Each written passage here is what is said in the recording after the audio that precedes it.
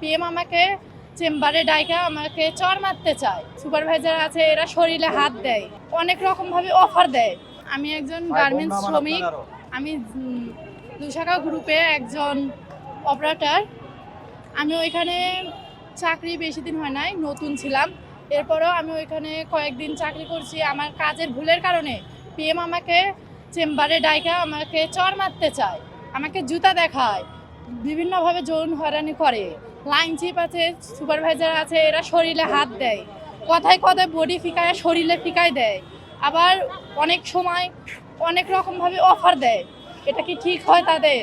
GM sir তাদেরকে যখন অভিযোগ জানায়, তিনি বলে যে আমরা এটার ব্যাপারে আমরা পদক্ষেপ নিব, কিন্তু তিনি কোনোভাবে পদক্ষেপ নেন না। বরং আরও অত্যাচার আরও আমাদের উপর বেশি হয়। যখন আমরা অভিযোগ জানাই, যে গিয়ে জানাই, তাদেরকে তখন লিডার বলে ডাকে, বলে এর উপর আরও সবাই অ্যাকশন নেয়। তাকে পরে মানে বিচারটা দেওয়ার 2 থেকে 3 দিন পর তার উপর আরও নির্যাতন শুরু হয়।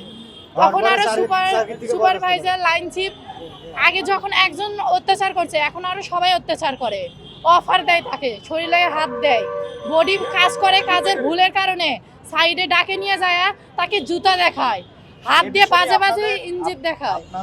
এইখানে মেয়েদের গায়ে হাত দেয়, কিন্তু মেয়েরা কোনোভাবে এটার মুখ প্রকাশ করতে পারে না। তাহলে আপনারা চিন্তা করেন যে এই ম্যানেজমেন্ট কতটা ভয়ঙ্কর। আমার কি অপরাধ ছিল?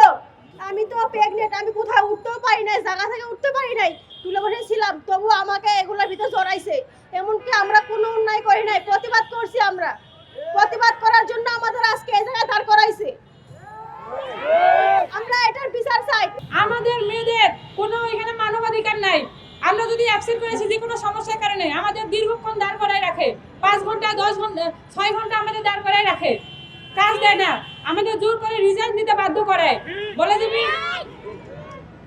কোনো কারণে অ্যাবসেন্ট করে আসলে নাকি অঙ্গীকারনামা লিখতে হবে যে আমি ভবিষ্যতে অ্যাবসেন্ট করতে পারবো না, অ্যাবসেন্ট করলে আমাকে কোম্পানি কর্তৃপক্ষ যা দেয় ডিসিশন নেবে তাই মানতে হবে।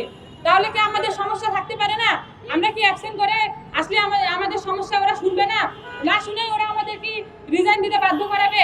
আমাদের কোনো মানবাধিকার ওই বিষয়ে মানে না। মেয়েদেরকে নানাভাবে যৌন হয়রানি করে। ওয়াশরুমে যদি যাই, মেয়েরা ওয়াশরুমে গেলে ওদের অনুমতি নিয়ে যাইতে বলে যে ওয়াশরুমে যাওয়া যাবে না। তাহলে মেয়েদের সমস্যা হলে ওয়াশরুমে যাবে না, কোথায় যাবে?